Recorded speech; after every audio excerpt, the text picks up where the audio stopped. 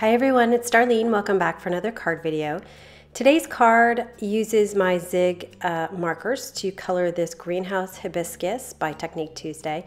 You can see the stamp has some dots in the shadow areas, so it's really easy to figure out where the shadow areas are. I'm using Strathmore Bristol paper. I just started using this paper. It's very smooth and it's pretty thick, and I'm liking it so far, but you'll see that it does pill up if you brush it too much. So what I'm going to do is stamp my flower with some Versamark ink and put some white embossing powder over it. I'm going to start with the Flesh Color Zig marker, and I've been watching a lot of YouTube videos recently about watercoloring, like professional people watercoloring, and they all use layers. And so that's what I've tried to do with this card. So my first layer is a very light color. It's like a light peachy beige. And I'm coloring the whole thing, except I'm leaving an area of white kind of where the petal would curve downward, where the light would be reflected from it. So once I get my color down, leaving that area white, I'm just going to go over it a little bit with an aqua painter just to get rid of any harsh lines. So I'm going to do this same exact thing on each one of these flowers, and as you know, I like to be methodical and do the same thing on each petal just to make it more manageable. And you can see that my white area is not a straight line, so I'm kind of going up and down to make it jagged on either side, so it doesn't look like kind of a white strip. I'm going to let this dry between layers so that I won't get too much blending of my colors. My next color is lemon yellow, and I'm going to sparingly put this on so you can see I'm covering over part of the flesh colored petal, but not over the whole thing. So once I cover part of it, then I'll take my aqua painter to kind of blend it out a little bit so it doesn't look like I drew this yellow on. And I'm going to do this on each one of the petals. The more yellow you put on, the more orangey the petals are going to be, because we're going to go red next. But if you put less yellow, then there'll be more pinkish petals. So you can sort of decide how you want it to look. So anyway, just going over all these things, blending it out with my aqua painter. You could also use a paintbrush if you want to. I feel like I get more control of the water with the aqua painter. The next color is light carmine, and I'm actually going to add more of the light carmine than I added of the lemon yellow, and that's because I want there to be more of a pinkish hue to this flower rather than yellowy orange. So you can see I'm covering a lot of the yellow, and I'm also, but not all of the yellow, because you do want yellow to show through. And then I'm covering some of the flesh color that I did not cover with the yellow. So I do want to make sure that I have all areas of all three of these colors, and that's what's going to make this petal look so pretty. It's going to have a lot of different variation. Also notice that I'm trying to pretty much stay away from that white area because I want it to be a very light reflection. I might blend my color a little bit into it, get rid of any harsh lines, but I definitely want to have some of that white in there. And if it turns out that you accidentally cover it up, because I know sometimes it can be hard to watercolor and keep everything under control, you can just wipe off your brush and then add just some plain water and then blot it with a tissue. And you'll see me do that. I did it a couple of times just to kind of refresh that white area, make sure it stayed white. And this is the point at which I started paying more attention to the shadow areas. So this stamp has little dots that show you where the shadow areas are. So I'm really focusing my pink to go a little bit further out from the center of the petal, and then also cover the areas where I see those dots in the stamp. Light carmine is where I spent the most time, so I am going to fast forward this a little bit and I'll turn the music up and you can watch me color.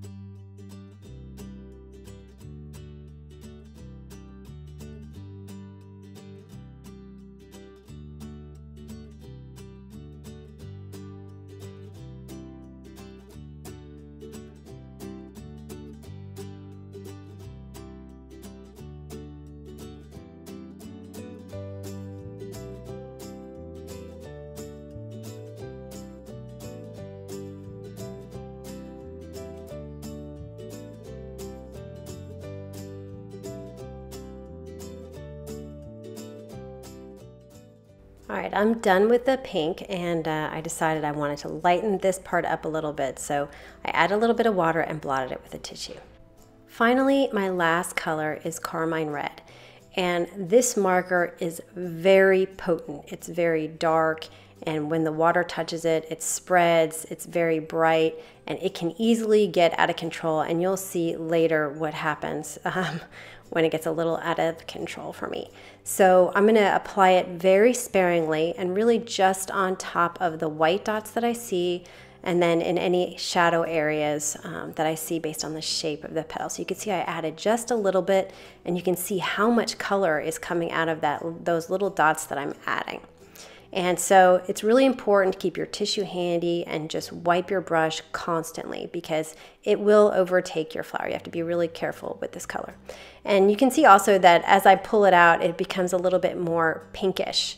And so it adds a pink hue in addition to the red. And as you watch these petals finally come together with the final color, you see how much difference the red makes by just adding a little pop of color right against that white outline.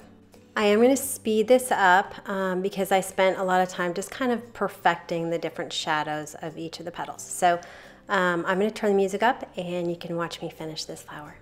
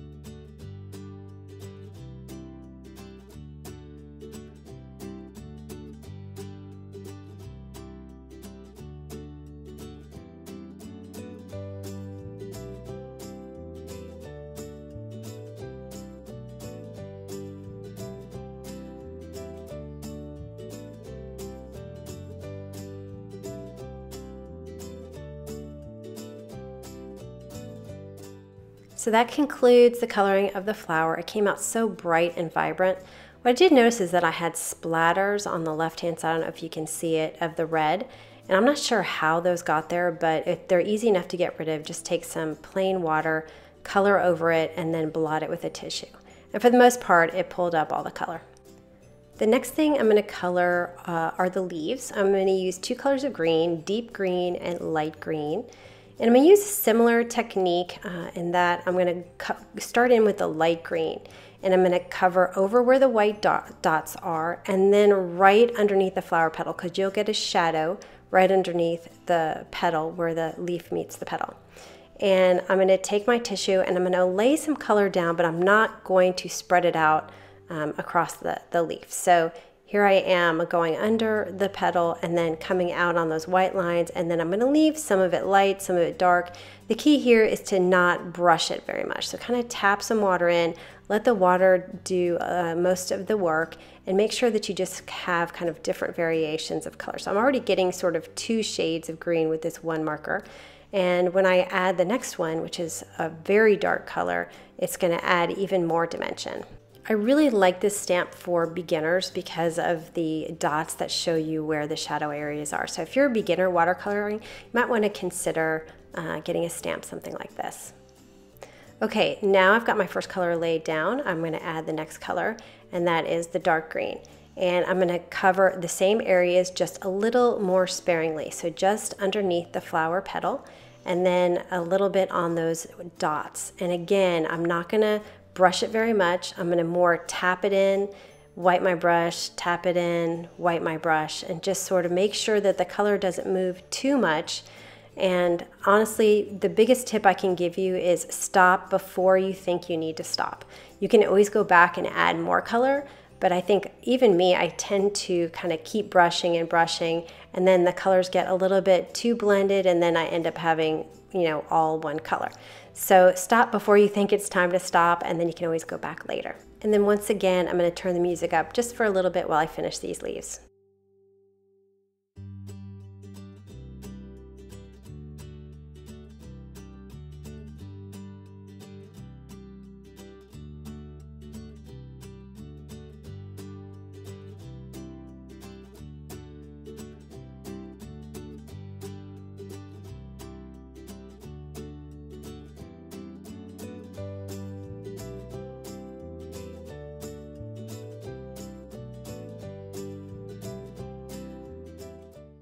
I realized that I had left kind of the center area sort of a little bit too white.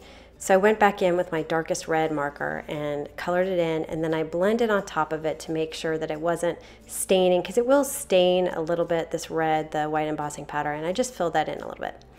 All right, light blue is going to be the color of my background, and the reason why I wanted to add a background is because it's got a white outline. So when you add a background behind that white outline, it makes that outline pop even more.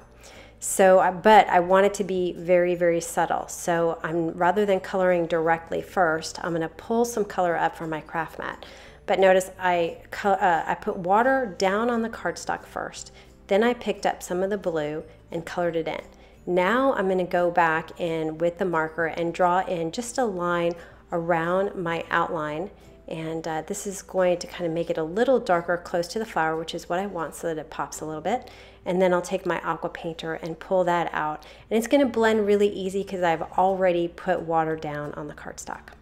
It's really important to stay on the other side of the white outline because you can reactivate the color in this flower very easily. And I am about to majorly mess up. So here I am, and I accidentally hit that red. And remember, this red is really, really strong. So first I tried to blot it with a tissue, and then I wiped off my brush and I applied some water, and it started to spread a little bit. And then I blotted it with a tissue, and then I put some more water on it, and then blotted it with a tissue. And you can see it's starting to spread a little bit, but I really wasn't ready to give up. So I decided I'm going to try to add some blue. And then I introduced purple because the red started mixing with the blue because the red was still wet. So I decided to take a quick pause here and let this dry for a second and think about what I'm going to do.